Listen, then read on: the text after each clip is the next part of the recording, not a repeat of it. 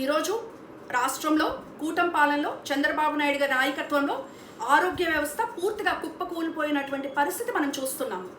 ఒక సంక్షేమ రాజ్యం కోసం ప్రభుత్వాలు ప్రజలకి ఏమి అందుబాటులోకి తెచ్చినా తేకపోయినా సరే ప్రజల హక్కుగా ఉన్నటువంటి విద్య వైద్యం అందుబాటులోకి తేవటం అనేది ప్రభుత్వం తాలూకా బాధ్యత.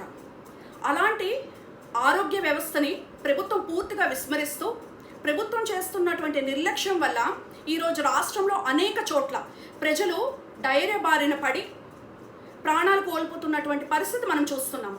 తాజాగా ఉమ్మడి శ్రీకాకుళం జిల్లాలో పొగరి గ్రామంలో అక్కడ ఉన్నటువంటి గ్రామస్తులు డయేరియా బారిన పడి వాంతులు విరోచనాలతో బాధపడి అస్వస్థతకు గురై హాస్పిటల్ పాలై ప్రాణాలు కోల్పోతున్నటువంటి పరిస్థితి మనం చూస్తున్నాం.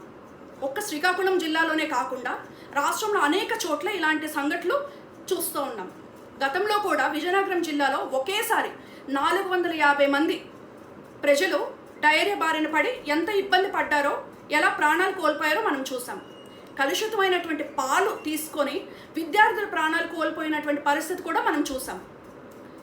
మరి శ్రీకాకుళం జిల్లాలో ఒక కేంద్ర మంత్రి, ఒక రాష్ట్ర మంత్రి ఉండి కూడా ఇలాంటి పరిస్థితులు జరుగుతున్నాయి అంటే మరి ప్రజల ప్రాణాల పట్ల మీకు ఉన్నటువంటి బాధ్యత ఇదేనా? ఇదంతా ఎందుకు జరుగుతుంది అంటే సరైనటువంటి త్రాగునీరు ఇవ్వకపోవడం వల్ల, నాణ్యమైనటువంటి ఆహారాన్ని మీరు ప్రజలకు అందించకపోవడం వల్ల ఇలాంటి సంఘటనలు జరుగుతున్నాయి. అంటే ప్రజలు మీకు ఇన్ని ఓట్లు వేసి అధికారం ఇస్తే మీరు కనీసం డ్రింకింగ్ వాటర్ ఫెసిలిటీ ప్రొవైడ్ చేసే పరిస్థితుల్లో కూడా ప్రభుత్వం లేదా అని మేము అడుగుతున్నాం. అంటే డ్రింకింగ్ వాటర్, కలుషితమైనటువంటి నీరు త్రాగడం వల్ల ప్రాణాలు కోల్పోతున్నా సరే ప్రభుత్వం స్పందించట్లేదంటే ప్రజల ప్రాణాలంటే మీకు లెక్కలేదా? ఇలాంటి సంఘటనలు మళ్ళీ మళ్ళీ జరుగుతున్నా సరే మీరు స్పందించడం లేదంటే మరి మీకు ప్రజల ఆరోగ్యం పట్ల కానీ వాళ్ళ ప్రాణాల పట్ల కానీ మీకు ఉన్నటువంటి శ్రద్ధ క్లియర్గా అర్థమవుతుంది. సకల శాఖ మంత్రిగా ఉన్నటువంటి లోకేష్ గారు ఏం చేస్తున్నారు, దానికి సంబంధిత ఆరోగ్య శాఖ మంత్రి ఏం చేస్తున్నారు?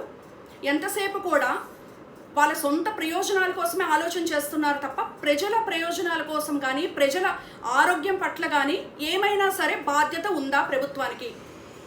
మీ సొంత ప్రయోజనాల కోసం పక్కన పెట్టి ప్రజల ప్రయోజనాల కోసం ఆలోచన చేయాలి. మళ్ళీ మళ్ళీ ఇలాంటి సంఘటనలు పునరావృతం కాకుండా చూసుకోవాల్సిన బాధ్యత ప్రభుత్వం పైన ఉంది. కనీసమైనటువంటి బేసిక్ ఫెసిలిటీస్ అయినటువంటి డ్రింకింగ్ వాటర్ కానీ, మంచి పాలు ప్రొవైడ్ చేయడం కానీ, సరైనటువంటి ఆహారం అందించడం కూడా ప్రభుత్వం తనకు బాధ్యతని మేము గుర్తు చేస్తున్నాము.